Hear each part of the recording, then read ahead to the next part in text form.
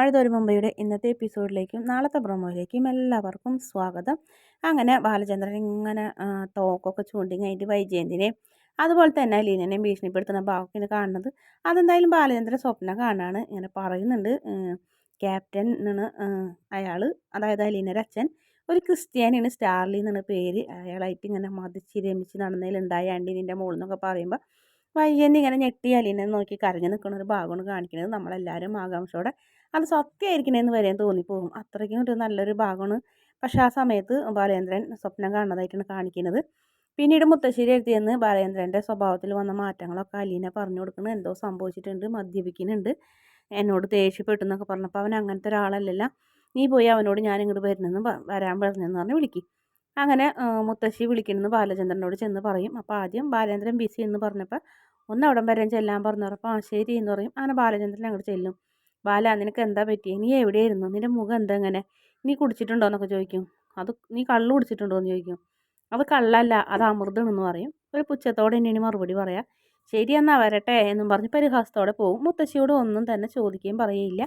പിന്നീട് മുറിയിലേക്കാണ് പോകുന്നത്. അവിടെ ചെന്നിട്ടും ഇതേപോലെ തന്നെ ഇങ്ങനെ കുടിച്ചുകൊണ്ടിരിക്കുന്ന ബാലേന്ദ്രൻ ഒരേ കാര്യങ്ങൾ ആലോചിക്കുന്നുണ്ട്, വിഷമിക്കുന്നുണ്ട്. എന്ത് ചെയ്യണം എന്ത് പറയണം എന്നൊന്നും അയാൾക്ക് അറിയില്ല. ഇങ്ങനെ കുടിച്ചുകൊണ്ടിരിക്കുന്ന, ഒരു കുപ്പി തീരുമ്പോൾ അടുത്ത കുപ്പി എടുക്കണം, ആ രീതിയിൽ ഇനി കുടിച്ചുകൊണ്ടിരിക്കുന്നത്. അങ്ങനെ നീ മനുവിനെ വിളിച്ച് പറയാൻ പറയും മുത്തശ്ശിയോട്. അല്ല, മുത്തശ്ശി പറയും അലീനോട്. പക്ഷെ മനുവിനെ വിളിക്കുന്നതായിട്ടാണ് കാണിക്കുന്നതിലും കൂടി ആ കോള് കിട്ടുന്നുണ്ടായിരുന്നില്ല. അതിനുശേഷം വീണ്ടും അലീന ഹാളിൽ ചെന്ന് ഇങ്ങനെ വല്ലാത്ത വിഷമത്തോടെ ഇങ്ങനെ നിൽക്കുമായിരിക്കും. ആ സമയത്ത് പെട്ടെന്ന് തന്നെ ഭയങ്കരമായിട്ടൊരു ശബ്ദം കേൾക്കും. ആ ശബ്ദത്തിൽ അലീന ഓടി ചെന്ന് നോക്കുമ്പോൾ നമ്മുടെ ബാലചന്ദ്രൻ തറയിൽ ഇങ്ങനെ വീണ് കിടക്കണ്.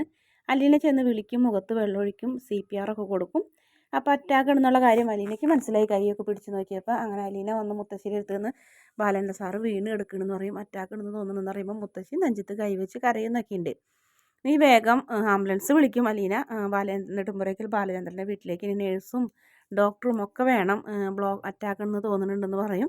അതിനുശേഷം നമ്മുടെ അയൽവക്കത്തെ ഡോക്ടറെ വിളിക്കുന്നുണ്ട്. ഡോക്ടറോടും പറയും പെട്ടെന്ന് തന്നെ വരണം, സാറിന് എന്തോ സംഭവിച്ചിട്ടുണ്ട് എന്ന് പറയും. പിന്നീട് മനുവിനെയും വിളിക്കും. മനുവിനോടും പറയും സാറ് വീണു എന്ന് പറഞ്ഞപ്പോൾ എവിടെ വീണു, എങ്ങനെ വീണു എന്നൊക്കെ ചോദിക്കും.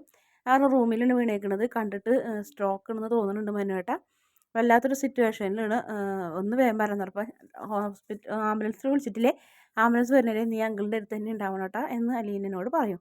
ഞാൻ ഇതാ വരുന്നെന്ന് പറയും. പിന്നീട് മാഡത്തിനെയാണ് വിളിക്കുന്നത്. ലാസ്റ്റ് വിളിക്കുള്ളൂ വൈജയന്തിനെ വിളിച്ചിട്ട് പറയും ബാലചന്ദ്രൻ സാറ് മുറിയിൽ വീണെടുക്കണം, ഒന്ന് വേഗം പറ്റുന്ന പറയും. ഇപ്പം മുറിയിൽ വീണോ, എങ്ങനെ വീണു, എപ്പോൾ വീണു, വീഴാണ്ടായ സാഹചര്യം, ബാലേന്ദ്രൻ എപ്പോൾ വന്നു, ഇങ്ങനെയുള്ള ചോദ്യങ്ങളൊക്കെ ചോദിക്കുന്നത്. അതൊന്നും എനിക്കറിയില്ല, അതൊക്കെ ഇവിടെ വന്നിട്ട് സംസാരിച്ചാൽ മതി മാഡം എന്ന് പറഞ്ഞ് അലീന ഫോൺ വയ്ക്കും. അതിനുശേഷം ബാലചന്ദ്രൻ കാണാൻ ആ ഡോക്ടർ ഓടി വരുന്നുണ്ട്. അപ്പം ഡോക്ടർ വന്നിട്ട് ചോദിക്കും, നീ മെഡിസിൻ്റെ ഭാഗം പഠിച്ചതല്ലേ, CPR കൊടുത്തോന്ന് വെച്ചാൽ കൊടുത്തു എന്ന് പറഞ്ഞ് അങ്ങനെ അയാൾ അകത്തേക്ക് പോകും. പിന്നീട് ആംബുലൻസ് വരുന്ന ശബ്ദമാണ് കേൾക്കുന്നത്. അങ്ങനെ ആംബുലൻസ് വരും. ആംബുലൻസ് വന്ന് ബാലചന്ദ്രനെ കൊണ്ടുപോകുന്ന ഭാഗം കൂടി കാണിക്കുന്നുണ്ട്. പിന്നീട് നമ്മുടെ വൈജയന്തി കാറിൽ ടെൻഷനോടെ കാർ ഓടിച്ച് വരുന്ന ഒരു ഭാഗത്തോട് കൂടിയാണ് ഇന്നത്തെ എപ്പിസോഡിൻ്റെ അവസാന ഭാഗം. നാളത്തെ ഭാഗത്ത് ഹോസ്പിറ്റലാണ്. ഹോസ്പിറ്റലിൽ മനു അലീനയൊക്കെ ഉണ്ട്. അപ്പോൾ അലീന ബാലേന്ദ്രൻ ICUവിൽ കയറ്റിയിട്ടുണ്ട്. അപ്പോൾ ആ സമയത്ത് അലീനയെ കണ്ടപ്പോൾ വൈജയന്തിക്ക് ദേഷ്യം വരുന്നുണ്ട്. അപ്പോൾ മനുവിനോട് ചോദിക്കുന്നു, ഇവിടെ എന്തിനാ ഇവിടെ നോക്കുമ്പോൾ ആൻറ്റിയുടെ തലയിലൊന്നുമല്ലല്ലോ അവൾ നിൽക്കണേ എന്ന് പറയും. എന്നിട്ട് ദേഷ്യത്തോടെ അലീനയുടെ കൈയും പിടിച്ച് പുറത്തേക്ക് പോകും. പിന്നെ രണ്ടുപേരും കൂടെ കാറിൽ പോകുന്ന ഒരു ഭാഗമാണ് കാണിക്കുന്നത്.